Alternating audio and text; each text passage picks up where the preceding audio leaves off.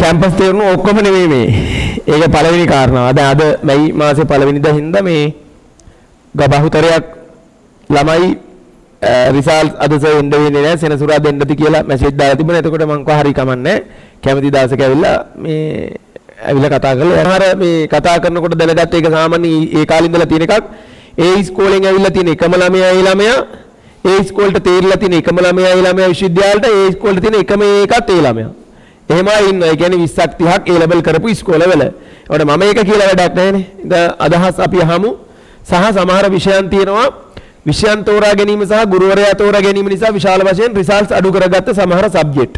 ඉතින් ඒවත් එක්ක තමයි රෑන්ක් එක තීරණය වෙන්නේ. රෑන්ක්ස් දාපු ළමයිනුත් ඉන්නවා. උඩම රෑන්ක්ස් අතරට ආපු මේ පන්තිය පිළිබඳව සහ අපේ වැඩපිළිවෙල සහ ඒගොල්ලෝ කරපු වැඩපිළිවෙලත් එක්ක ගත්ත ජයග්‍රහණය පිළිබඳව එයාලගෙන්ම අපි අහලා බලමු. විශේෂයෙන්ම මේගොල්ලෝ අදහස් ප්‍රකාශ කරනකොට සමස්ත තමන්ගේ ඉස්කෝලවල තියෙන ප්‍රතිඵල වලින් කොයි වගේ ප්‍රතිඵලයක්ද තමන්ට තියෙන්නේ සහ අනිත් ප්‍රතිඵලත් එක්ක කම්පෙයාර් කරපුවහම මොන වගේ මට්ටමක්ද කියලා අපි අදහසක් අහලා බලමු.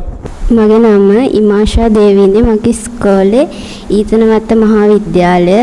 අපේ ඉස්කෝලෙන් ඒ තුනක් අරන් කැම්පස් යන්න පුළුවන් මට විතරයි.